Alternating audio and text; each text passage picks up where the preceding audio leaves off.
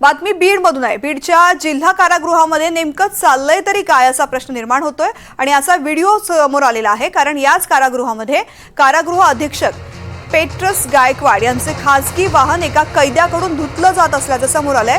सचिन कृष्णार्थ कदम हा कैदी एक गंभीर गुन्ह्यामध्ये 10 वर्षांची जिल्हा कारागृहामध्ये शिक्षा भोगतोय आणि याच कैद्याकडून कारागृह अधीक्षकांची खासगी गाडी धुतली जाते। शिवाय हा कैदी कारागृहाच्या परिसरामध्ये मुक्त संचार देखील करत असल्याचे या व्हिडिओमधून दिसून येते।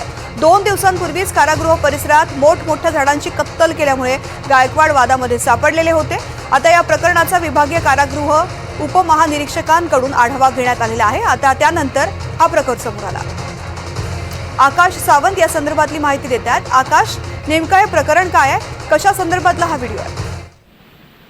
निश्चित तृप्ती, कधी गांजा कधी मोबाईल या विविध कारणांनी वादाच्या भोवऱ्यात आलेल्या बीड कारागृहातील हा व्हिडिओ आहे। या 2 दिवसापूर्वी कारागृह अधीक्षकांनी विनापरवाना या जो परिसर आहे या परिसरामधील झाडाची कत्तल केली होती आणि यानंतर पुन्हा आता आज एक नवीन व्हिडिओ समोर आला आहे, ज्यामध्ये 10 वर्षाची गंभीर गुन्ह्यातील शिक्षा भोगत असलेल्या एका कैद्याकडून चक्क कारागृह अधीक्षकांनी आपले जे खाजगी वाहन आहे हे धुवून घेतानाचा हा व्हिडिओ आहे।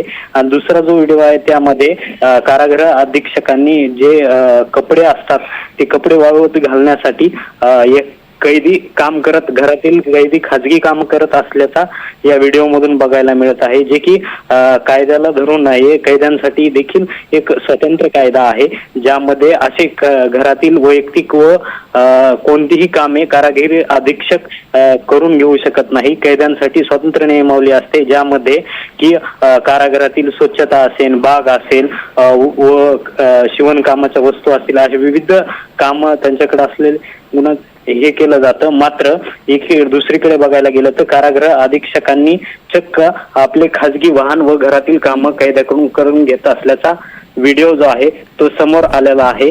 मात्र आता कारागृह अधीक्षकांकडे काय कारवाई केली जाते हे देखील पाहणं महत्त्वाचं ठरणार आहे। निश्चित आकाश, धन्यवाद सविस्तर माहिती करता।